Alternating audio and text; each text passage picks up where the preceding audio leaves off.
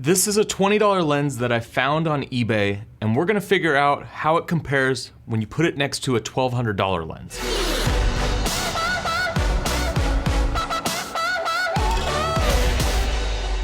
So the two lenses that we're talking about in this comparison is my Leica 42.5, which is an equivalent to an 85 on like a full frame camera. And then I also have this Pentax 50, and I had to modify this lens a little bit, and by modifying, I went through and actually just cut some pieces off. And then from there, I got an adapter from the Pentax mount to an EF mount, and then I put it on my speed booster.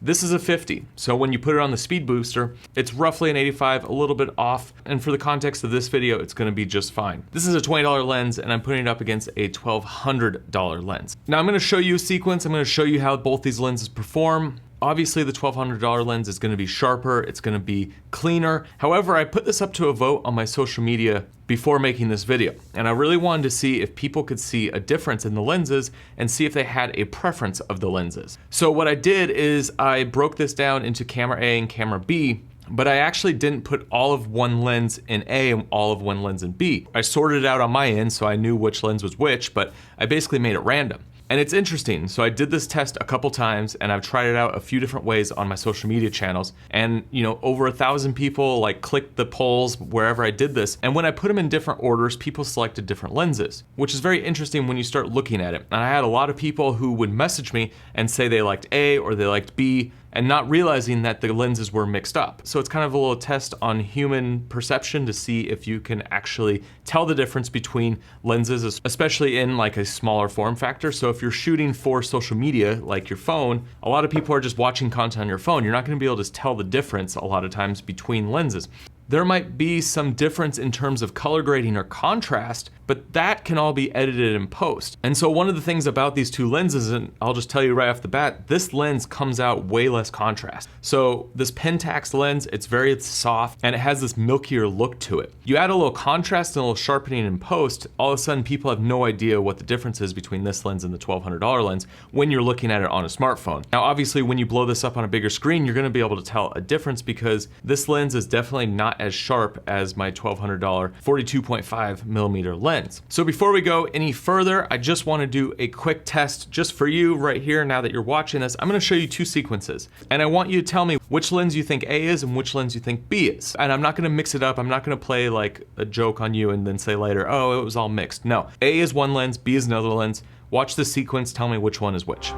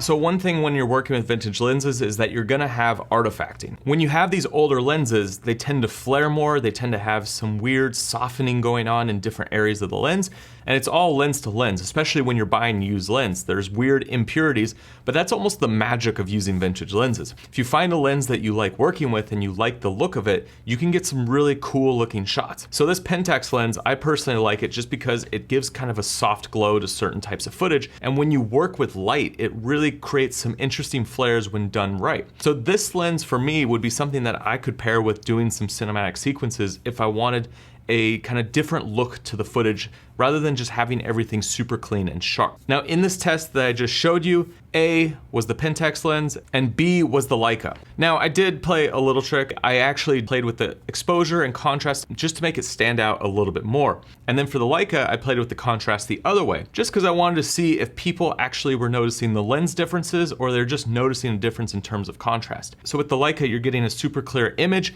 you get more contrast in the image, whereas the Pentax, the cheap vintage lens, it's gonna make everything more washed out. So it was just a kind of a quick test to see if you were looking at color grading or if you're looking at the actual optics of the lens and seeing the differences between the two. Now, obviously when you zoom in, you can definitely tell here that the Pentax lens is not as sharp. And this is just the footage straight out of camera. Because these lenses are older and older lenses tend to have these weird impurities and issues with them when you're using them. But I wanted to make this video as a sample that cheap and old doesn't necessarily mean bad. There are ways that you can use the lenses that you have access to make awesome content and make stuff that looks good. You don't always have to have the best of the best. You don't have to have the top-notch lenses. You don't need to go out there and buy like a $5,000 cinema lens if it doesn't make sense for you. You can work within your budget and still be able to create awesome footage. It comes down to just learning your camera, learning how to use the equipment that you have at your disposal. And if you want to expand your arsenal, well, maybe you find secondhand lenses, maybe you find some vintage lenses, something that fits within your price range and what it is that you're doing. I also wanted to show you this world of vintage lenses because as you start diving into these, you can find some cool lenses that might work to create some awesome B-roll. Now remember, when you're working with vintage lenses, nothing's ever perfect, nothing's ever going to be exactly the same. If you're getting different lens brands, different styles of lenses, you're gonna have to kind of figure it out and play with them. So guys, I'd love to hear your thoughts about working with this $20 lens. Did you like the footage? Do you not like the footage? Do you think it's just a complete waste of time to work with vintage lenses, or do you see some benefit working with these older lenses and finding some